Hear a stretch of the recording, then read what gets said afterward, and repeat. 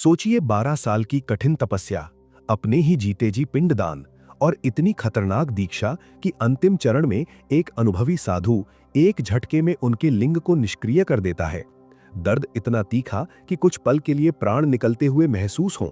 फिर भी हजारों युवक इस राह पर चलने के लिए तैयार हो जाते हैं, क्योंकि उनका लक्ष्य है नागा साधु बनकर सनातन धर्म के असली कमांडो बनना, जिनकी ट्रेनिंग किसी एनएसजी कमांडो से कम नहीं मानी जाती।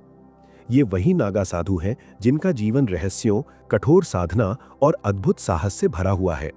महाकुंभ 2025 में भी हजारों पुरुष और महिलाएं नागा साधु की दीक्षा लेने जा रहे हैं। लेकिन क्या कोई भी व्यक्ति नागा साधु बन सकता है? चयन की प्रक्रिया क्या है?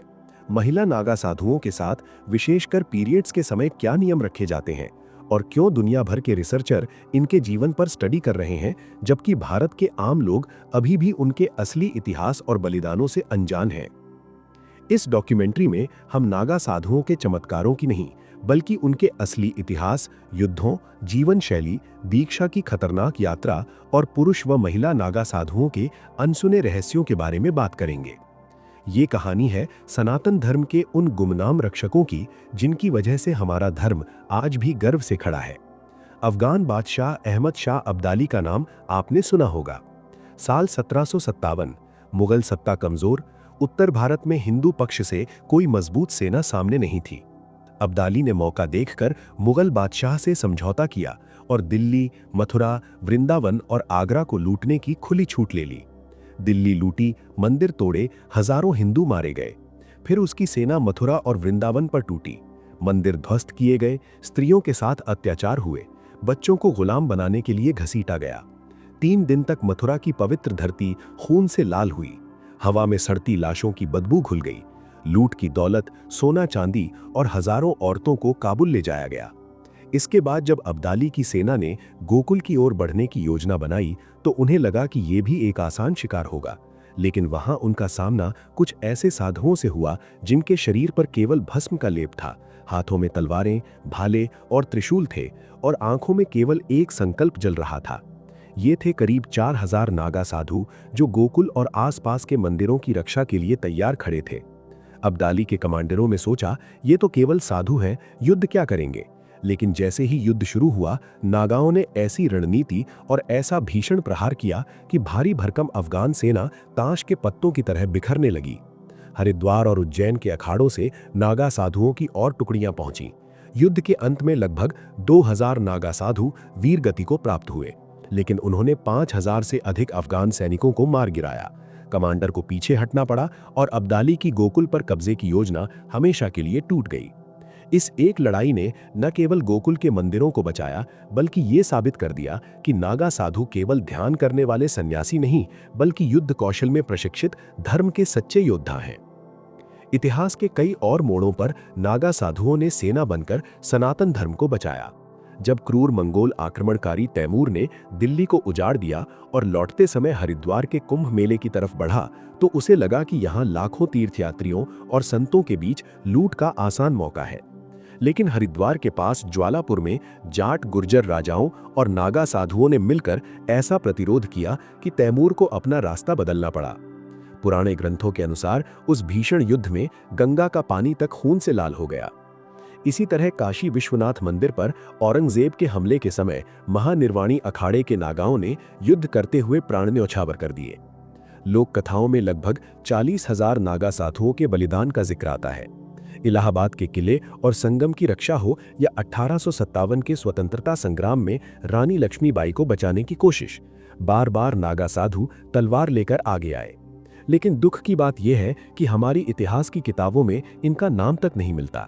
हमें मुगल, सल्तनत और अंग्रेजों की कहानियां तो विस्तार से पढ़ाई गईं, मगर नागा साधुओं की गाथा लगभग गायब रखी गई, जबकि उनकी तपस्या और शौर्य आज भी प्रेरणा का स्रोत है। ये सब अचानक नहीं हुआ।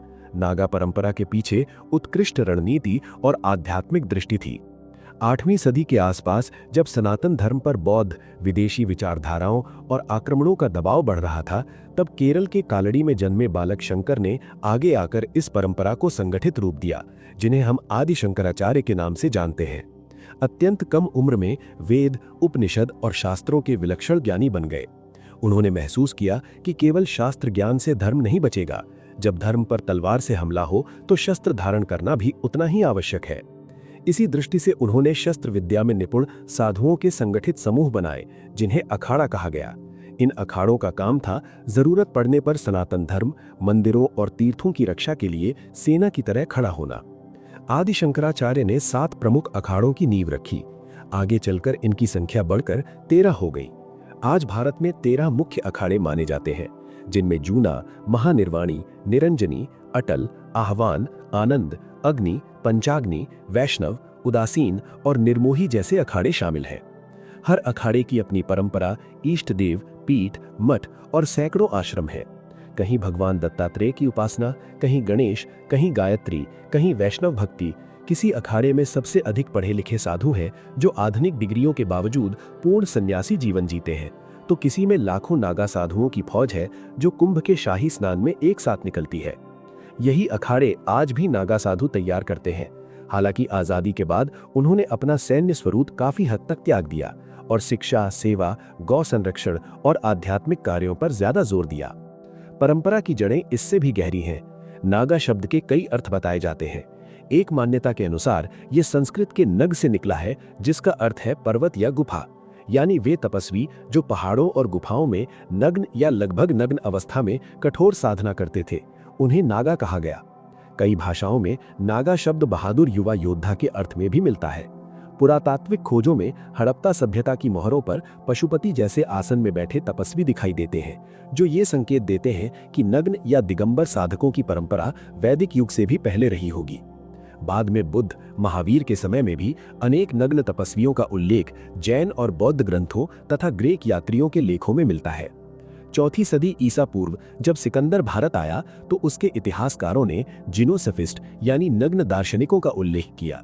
ये वही परंपरा थी जो आगे चलकर संगठित नागा साधुओं के रूप में दिखी। अब बात करते हैं कि कोई साधारण युवक नागा साधु कैसे बनता है। सामान्यतः ये यात्रा 17 से 19 वर्ष की उम्र के आसपास शुरू होती है, जब कोई युवा संसार त्याग कर अखाड़े में आवेदन करता है। पहले चरण में वरिष्ठ साधु उसे समझाते हैं कि नागा साधु बनना केवल भावुक निर्णय नहीं, बल्कि जीवन भर का कठोर व्रत है। यहाँ परिवार, संपत्ति, नाम, शरीर सब कुछ पीछे छोड़ना पड़ता है। अगर फिर भी वो अडिग रहे तो अखाड़े के साधु उसके घर जाकर परिवार से अनुमति लेते हैं। उसके चरित्र और क्रिमिनल रिकॉर्ड की जांच होती है। सब ठीक हो तो उसकी परख अवधि शुरू होती है। ये पूरा सफर लगभग 12 साल या कई बार इससे भी अधिक चलता है। नागा बनने की दीक्षा को सामान्यतः 3 चरणों में समझाया जाता है। पहला चरण है महापुरुष। इस स्तर पर उसे औपचारिक रूप से संन्यास में प्रवेश की प्रतिज्ञा दिलाई जाती है। पंच संस्कार कराकर उसे शिव, विष्णु, शक्ति, सूर्य और गणेश को गुरु रूप में स्वीकार कराया जाता है। अखाड़ा उसे जनेऊ, भगवा वस्त्र, रुद्राक्ष, भभूत और नागा परंपरा के प्रतीक देता है। गुरु उसकी शिखा काटते हैं और वो सांसारिक पहचान से एक कदम और दूर हो जाता है। दूसरा चरण है अवधूत। प्रातःकाल साधक को नदी तट पर ले जाया जाता है, जहां उसके सिर और शरीर के सारे बाल हटा दिए जाते हैं, ताकि वो नवजात शिशु की तरह निर्मल होकर नया जीवन शुरू कर सके। वो पुरानी लंगोटी उतारकर नई लंगोटी धारण करता है। दंड, कमंडल और भस्म दी जाती है। सबसे महत्वपूर्ण है 17 पिंडदान। 16 पिंड अपने पूर्वजों के लिए और 17वां पिंड अपने लिए, यानी वो अपने ही जीवित शरीर का भी पिंड दान करके ये संकल्प लेता है कि अब उसका पुराना व्यक्तित्व, पुराना अहंकार और पारिवारिक बंधन सब समाप्त हैं। आधी रात विजया यज्ञ में उससे फिर पूछा जाता है कि क्या वो लौटना चाहता है। अगर वो मना करता है तो उसे गुरु मंत्र दिया जाता है, ओम नमः शिवाय, कि जप में डूबकर वो नया जन्म लेता है। तीसरा और सबसे रहस्यमय चरण है दिगंबर दीक्षा, जो शाही स्नान से ठीक पहले होती है। ये प्रक्रिया अखाड़े की धर्म ध्वजा के नीचे गिने चुने वरिष्ठ संतों की मौजूदगी में होती है। साधक 24 घंटे उपवास रखता है, फिर सुबह गहरे रात्रि के सन्नाटे में तंग तोड़ संस्कार किया जाता है। आग की ज्योति के सामने गुरु जल छिड़कते हैं और पूरी शक्ति से साधक के लिंग को खींचते हैं। ये प्रक्रिया 3 बार दोहराई जाती है। कहा जाता है कि इससे लिंग के नीचे की पतली झिल्ली क्षतिग्रस्त हो जाती है और भविष्य में वो उत्तेजित अवस्था में नहीं आ पाता, यानी ब्रह्मचर्य पालन के लिए शारीरिक स्तर पर भी एक निर्णायक कदम। ये संस्कार अत्यंत पीड़ादायक होता है, लेकिन इसके बाद साधक पूरी तरह दिगंबर नागा के रूप में तैयार माना जाता है। शाही स्नान के दिन वो अन्य नागाओं के साथ नदी में डुबकी लगाकर औपचारिक रूप से नागा साधु घोषित किया जाता है।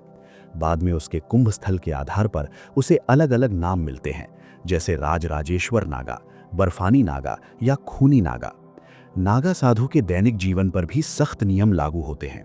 वे दिन में केवल एक बार भिक्षा मांग सकते हैं और अधिकतम 7 घरों के द्वार पर जा सकते हैं। अगर भोजन न मिले तो उस दिन उपवास ही उनका भाग्य है। उन्हें हमेशा जमीन पर सोना होता है, बिस्तर, गद्दा या तकिया वर्जित है। पुरुष नागा 2 प्रकार के माने जाते हैं, दिगंबर और श्री दिगंबर। दिगंबर को लंगोटी की अनुमति होती है, जबकि श्री दिगंबर पूर्णतः नग्न रहते हैं। दूसरी ओर महिला नागा साधुओं की प्रक्रिया लगभग समान होते हुए भी कुछ भिन्न है। उन्हें भी कठोर ब्रह्मचर्य का व्रत लेना होता है। कई वर्ष की परख के बाद जब गुरु आश्वस्त हो जाते हैं कि वो मन, वचन और कर्म से पूर्ण संयम में हैं, तो उन्हें दीक्षा दी जाती है। वे नग्न नहीं रहती, बल्कि गेरुआ रंग का बिना सिला कपड़ा धारण करती हैं, जिसे गंथ कहा जाता है। उन्हें नागिन, अवधूत या माई जैसी उपाधियां मिलती हैं और कई बार श्री महंत के पद पर भी प्रतिष्ठित किया जाता है। कुंभ के दौरान महिला नागा साधुओं के लिए माई बाड़ नाम से विशेष सुरक्षित परिसर बनाया जाता है, जहां वे एक साथ रहती हैं। शाही स्नान के दिन माई पालकी में बैठकर स्नान के लिए जाती हैं। नियम यह है कि पुरुष नागाओं के स्नान के बाद ही महिला नागाओं को गंगा स्नान की अनुमति मिलती है। पीरियड्स के समय वे गंगा में डुबकी नहीं लगाती, केवल गंगा जल हाथ में लेकर शरीर पर छिड़कती हैं, प्रतीकात्मक स्नान करती हैं। इस दौरान वे पैड नहीं बल्कि कपड़े का उपयोग करती हैं और अपने शिविर में रहकर पाठ, जप और साधना जारी रखती हैं। नागा साधुओं की तरह वे भी अपने जीवन में ही पिंडदान और अंत्येष्टि के संस्कार करवा लेती हैं। इसलिए उनके देहांत के बाद उन्हें मुखाग्नि नहीं दी जाती, बल्कि सिद्ध योग मुद्रा में बैठाकर भू समाधि दी जाती है। माना जाता है कि इसी अवस्था में वे अंततः ब्रह्म में लीन हो जाती हैं। अक्सर लोग नागा साधुओं को अघोरी साधुओं के साथ मिला देते हैं, जबकि दोनों परंपराएं बहुत अलग हैं। दोनों भगवान शिव के उपासक हैं, लेकिन साधना की दिशा, गुरु परंपरा, दीक्षा, भोजन और आचरण में भारी अंतर है।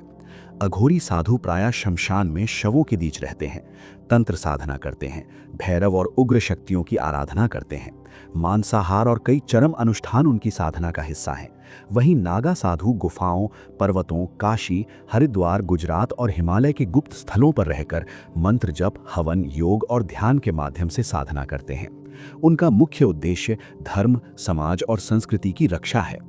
अघोरी का मार्ग अति उग्र और तांत्रिक है, जबकि नागा सन्यासी का मार्ग वीर, अनुशासित और अखाड़ा परंपरा से नियंत्रित है। फिर भी दोनों अपने अपने मार्ग से शिव की ही खोज में लगे रहते हैं। नागा साधुओं की ये गाथा हमें याद दिलाती है कि सनातन धर्म केवल पूजा और अनुष्ठान का नाम नहीं, ये उन अनगिनत तपस्वियों के त्याग, त्यागे हुए घरों, टूटी हुए देहों और मुस्कुराते हुए दिए गए प्राणों पर टिका है, जो बिना किसी प्रसिद्धि के सीमाओं पर, तीर्थों पर, युद्ध भूमि में और गुफाओं में हमारे लिए प्रार्थना, साधना और संघर्ष करते रहे। अगर ये कथा आपको भी उतनी ही प्रेरणादायक लगी हो जितनी हमें लगती है, तो इस वीडियो को अधिक से अधिक लोगों तक पहुंचाइए, ताकि वे भी जान सकें कि भस्म से लिपटा, त्रिशूल लेकर खड़ा वो साधु केवल एक रहस्यमय चरित्र नहीं, बल्कि हमारी सभ्यता का असली संरक्षक है। हम जल्द ही नागा परंपरा, अखाड़ों के आंतरिक अनुशासन और आदि शंकराचार्य के रहस्यमय जीवन पर अलग अलग विशेष वीडियो लेकर आपके सामने वापस आएंगे। तब तक के लिए धन्यवाद। जय हिंद, जय भारत।